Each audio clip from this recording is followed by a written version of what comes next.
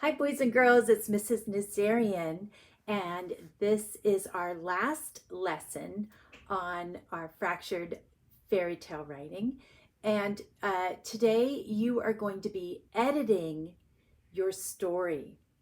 Now, I know it's very exciting to write your story, and that can be a lot of fun. And sometimes editing just doesn't seem as much fun, but editing is just as important as the writing part because that's the part that makes your story even better.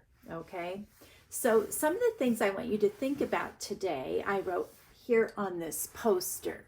All right, so when you go back and reread your story, make sure you use describing words to help readers make pictures in their minds. Okay, this is very important for second graders to include describing words in your writing. Describe your characters, your settings, what's happening in the story. So remember, your readers are making a movie in their mind as they read your story.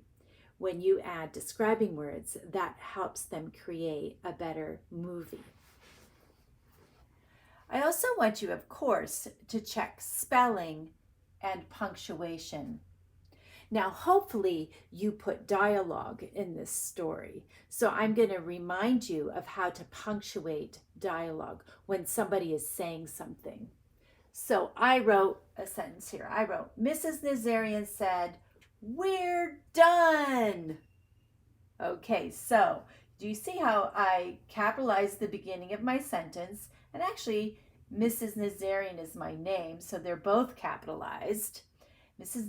Nazarian said, and then there's a pause. So there's a comma there. What Mrs. Nazarian said is, "We're done." So this is what gets hugged. There's quotation marks around what Mrs. Nazarian said. See them right here? There. You always hug what is being said. I put an exclamation here because Mrs. Nazarian didn't say, "We're done." She said, "We're done." All right? So remember, the quotation marks go around. They hug what is being said in the story. You separate what's being said with the rest of the sentence by using a comma. All right. So make sure when you go back that you have lots of describing words. Maybe you can add a few here and there, right, to make the story better. Check your spelling. Check your punctuation. And then I have one more challenge for you. Is there a lesson in your fairy tale for your readers?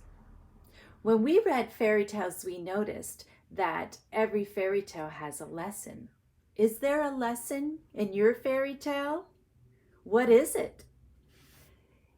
Can you add anything to the story to make that lesson more clear? Okay, so go off, make these stories even better with some very good editing.